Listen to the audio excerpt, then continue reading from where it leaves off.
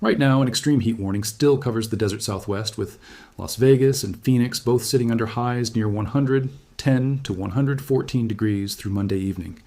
But forecasters say that warning is finally set to break in the next several days. Normally that would be the entire story. Heat wave ends, relief arrives, moving on.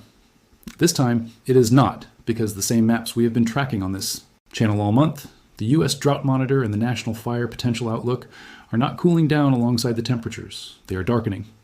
As of the most recent release, central Colorado just saw its exceptional drought footprint expand. The single worst category the Drought Monitor tracks, while severe and extreme drought held steady or worsened across most of Utah, Nevada, and the wider Colorado River Basin, even as the heat wave itself prepares to move on. If you have been watching this same pattern where you live, sweltering heat giving way not to simple relief, but to a genuinely tense changeover, here is what fire scientists are actually worried about. The very system forecast to finally break this heat wave, the returning North American monsoon, is also the system most likely to light this region on fire before it puts a single flame out. This is the story of what is actually replacing the heat in the desert southwest, why meteorologists and fire scientists are watching the changeover itself rather than celebrating it, and why the driest month on record for parts of the region is arriving at the exact moment lightning starts falling from the sky again. No exaggeration. Just what the National Interagency Fire Center, the U.S. Drought Monitor, and the Storm Prediction Center are actually reporting right now.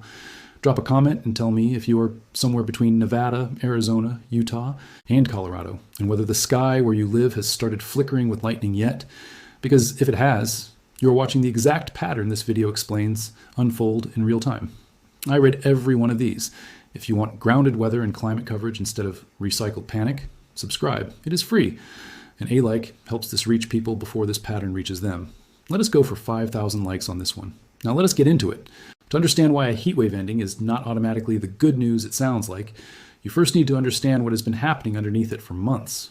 Much of the interior West has spent this year locked in one of its more severe droughts in recent memory, with the U.S. Drought Monitor reporting that more than half of the lower 48 states have been in some level of drought. Through much of July, a stretch driven initially by the West's lowest recorded snowpack, with Arizona, Colorado, Idaho, Nevada, New Mexico, Oregon, Utah, and Wyoming all setting new record low snow water levels back in April. That snowpack failure matters enormously months later because mountain snow is what normally recharges soil moisture and stream flow heading into summer, and when that recharge never happens, the ground underneath an entire region simply never gets a chance to reset before the heat of summer arrives. Layer months of triple-digit heat directly on top of that already parched ground, and by the time monsoon season is supposed to begin delivering relief, what you actually have is not simply dry land waiting for rain. It is fuel, cured and ready, across mountainsides, grasslands, and desert scrub that have not seen meaningful moisture in months. That is precisely the condition the National Interagency Fire Center has been flagging in its own seasonal outlooks throughout this summer. And the numbers behind this year's fire season are not subtle. AccuWeather's own 2026 wildfire forecast projects between 65,000 and 80,000 individual fire ignitions nationally this year, with total acreage burned expected to land somewhere between 5.5 and 8 million acres, above both last year's total and the 10-year historical average. The broadest and most persistent risk, according to that same forecast, runs directly through Arizona, New Mexico into Utah, Nevada, Idaho, and western Montana. Precisely the corridor now caught in the handoff between this heat wave ending and the monsoon attempting to take its place. The National Interagency Fire Center's own July outlook confirms fire activity has already increased significantly. In recent weeks across eastern Nevada, Utah, and the Arizona Strip specifically, with multiple large fires burning in timber, pinyon juniper, brush, and tall grass at nearly every elevation, serious enough that full incident management teams have already been mobilized to some of them before this heat wave has even finished breaking. Here's the part of this pattern that genuinely worries the scientists tracking it, and it is not simply that the region is dry, it is that the exact mechanism meteorologists expect to end this heat wave is the same mechanism most likely to ignite new fires across that same drought-cured landscape before it delivers any meaningful relief. When the North American monsoon first pushes into a region after a long, dry, superheated stretch like this one, the earliest thunderstorms that arrive frequently produce what meteorologists call dry lightning, cloud-to-ground strikes generated by storms whose rain evaporates before it ever reaches the ground below. A well-documented phenomenon that the government's own drought monitoring service identifies as a major source of wildfire ignition, specifically during the early weeks of monsoon onset. Drought.gov's own June assessment of this exact pattern noted that fire potential remains high across northern Arizona, eastern Nevada, Utah, and Colorado through all of July, and only begins to ease in August once the monsoon has been established long, enough to deliver consistent, ground-soaking rainfall rather than isolated lightning-heavy storm cells. That gap, the stretch between the first lightning and the first real, sustained rain, is exactly the dangerous window this region is entering right now, and it is why fire scientists describe the monsoon's arrival as a genuine double-edged sword, rather than simple good news, life-saving moisture on one edge and a fresh wave of ignitions on the other, arriving from the same storm system on the same afternoon. This is not a hypothetical risk being modeled somewhere in a lab. It is already actively unfolding across the broader region as this heat wave winds down.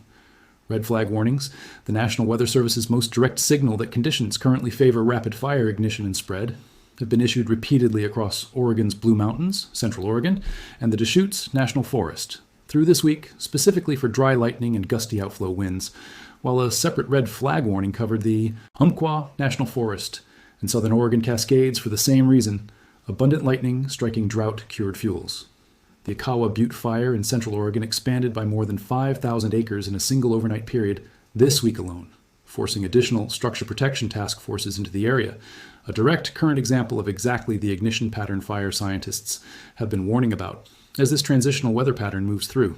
Nick Nosler, a fire science and operations officer at the Storm Prediction Center, has been tracking this same elevated fire weather signal moving through the broader West, and the Storm Prediction Center's own fire weather outlook has repeatedly flagged an elevated risk level stretching from California's Sierra Nevada into western Colorado as this pattern has developed. The broader atmospheric driver behind both halves of this changeover, the heat wave finally breaking and the monsoon arriving loaded with this specific ignition risk, traces back to the same strengthening El Niño event that has shaped this entire summer's weather. The Climate Prediction Center's own seasonal fire assessment places close to 100% confidence on El Niño persisting through fall and winter, with better than 60% odds of it reaching strong intensity by August or September, and roughly a 2 in 3 chance of it becoming a very strong event by late fall, a designation reserved for only the most intense El Niño events recorded in the historical record. A stronger El Niño tends to load the broader atmospheric pattern toward exactly this kind of swing, first suppressing and delaying meaningful monsoon moisture while heat and drought intensify underneath it, then delivering that moisture in a more concentrated, lightning-heavy burst once the pattern finally breaks, rather than the slower, steadier monsoon onset the region would see in an average year. That is precisely the sequence currently playing out across Nevada, Arizona, Utah, and Colorado right now. It is worth being precise here about what this pattern does and does not guarantee, because that nuance genuinely matters. Meteorologists are not saying every thunderstorm over the next 2 weeks will spark a new wildfire, and the same monsoon moisture responsible for the ignition risk is also, later in the same season, the thing that ultimately ends fire season across the Southwest entirely once soils are fully saturated and fuels stop curing. The National Interagency Fire Center's own outlook is explicit that the monsoon should begin meaningfully reducing significant fire potential across the southern tier of this region by late July into August, and the Colorado River Basin's own drought outlook flagged a wetter-than-normal pattern developing across the Four Corners states, specifically for late July, offering what forecasters themselves called cautious hope rather than any guarantee. The genuine concern is narrower and more specific than a blanket warning about the entire season. It is that the first 1 to 3 weeks of monsoon onset, precisely the window this region is entering, as this heat wave breaks, statistically produces the highest concentration of lightning-caused ignitions on landscape that has had essentially no chance to recover from an already historic drought. There's a broader, well-documented pattern connecting heat waves and the fires that follow them that makes this changeover worth taking seriously beyond this single week. Research examining 2 decades of Western wildfire data found that 42% of all land burned across the West between 2001 and 2024 occurred either during or immediately after a heat wave, not during ordinary summer conditions, a statistic that reflects exactly the mechanism playing out in the desert Southwest right now, extreme heat curing vegetation into ready fuel moments before the ignition source arrives. This year's setup adds an unusually severe drought layer on top of that, already established relationship, meaning the fuel this monsoon is about to strike is drier, by the drought monitor's own measurements, than what much of this region has experienced in a generation with parts of central Colorado, and the wider Four Corners area currently sitting inside that exceptional drought category, the same designation the National Centers for Environmental Information describes as reflecting conditions rare enough to occur roughly once every 50 years or less. So what does all of this actually mean if you live anywhere across the interior West, watching this heat wave finally break? The practical lesson is that the phrase, "the heat is ending," should not be heard as the danger has passed, in almost the same way it should not have been heard that way during the East's own heat-to-storm transition earlier this summer.